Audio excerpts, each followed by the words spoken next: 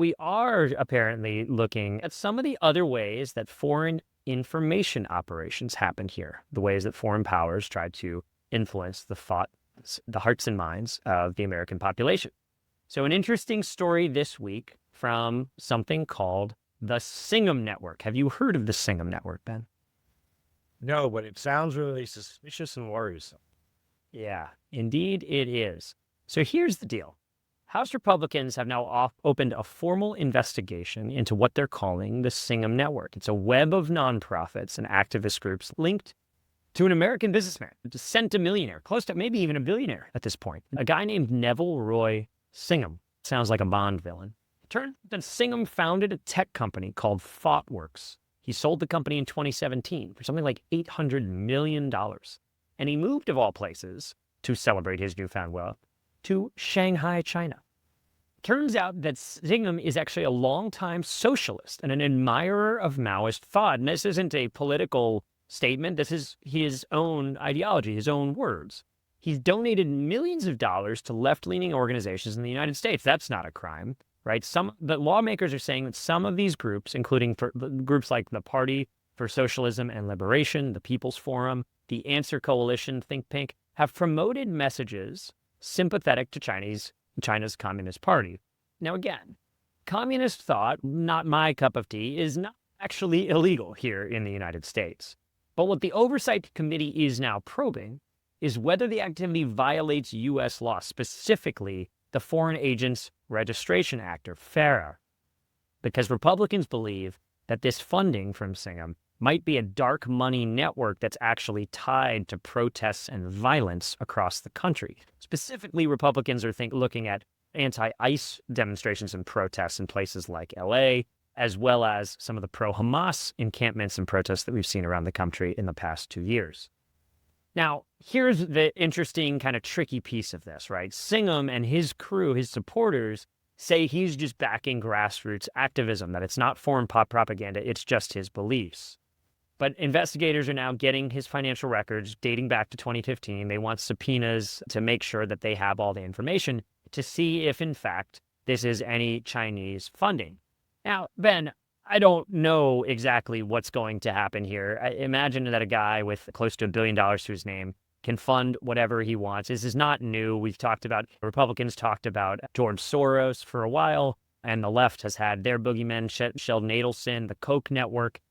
Rich people fund politics. That's a thing.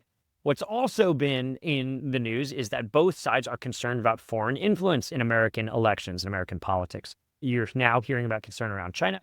Obviously, folks remember 2016, the Russia focus that, hey, was Trump compromised or was Russia putting their finger on the scale to leak Hillary's email server or what have you? So that's not new. But the key question here is, how do we in the United States define the line between legitimate freedom of expression and thought and foreign influence operations to influence and to impact the way the American public thinks, acts, and votes? What do you think?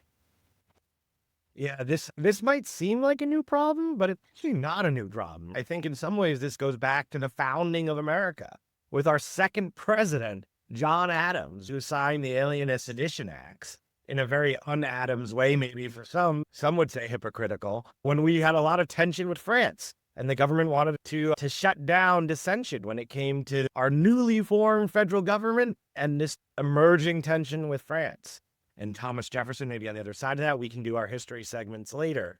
But I think this has been a constant tension and pull since the founding of America. This is not new. And I think that's important to note, that it's not a new tension in America. We have these ideals of freedom of speech, and then again and again, they smack up against other interests.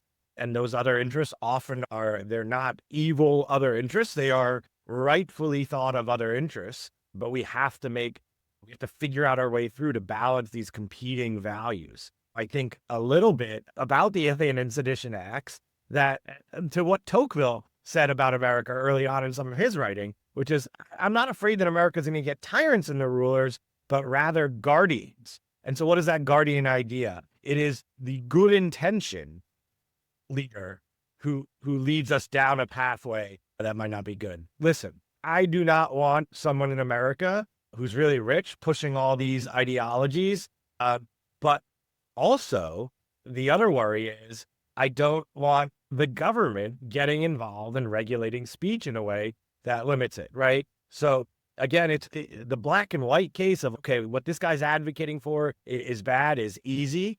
Sure. But once you start building the system and the structure, the guardianship around language that could limit a guy like this, who we all agree is bad, right? What about the next guy that we don't all agree on? How do we dismantle that power structure, those rules, to protect us in a way to protect speech in the future?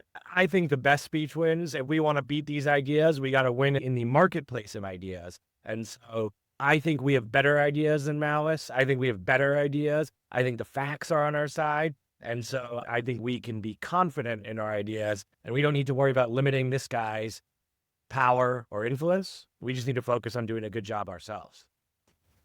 Yeah, agree a lot of what you said there. I want to make one caveat to folks is just that we obviously, not everyone has to agree on this. There are people who are obviously very strongly on both sides of these issues, and folks who may support something that the president does or not. This is a bipartisan program, it's a nonpartisan program. The question here is around how you address something like this, that this administration wants strongly to be against, other administrations may be in favor of. The question is, how do you draw this line where it's not where it's rule of law and rule of principle, not rule of personality? And that's what we've got to figure out. I don't want to see this guy doing what he's doing, but I fully understand that there are others who live in this country who support it. I'm more concerned about how do you win the war of ideas and make sure that America doesn't become just another Maoist fascist state. So with that one, we'll keep an eye on the Singham Network. We will keep an eye there, and we will close that tab. On the flip side of this issue, Ben, and this is kind of interesting, right? Because on one hand, I'm taking a strong stance against what is perceived to be a Chinese or potential Chinese influence operation. On the flip side, there was some big news last week with respect to China. And this has to do with the president's policy with respect to Chinese students in American universities.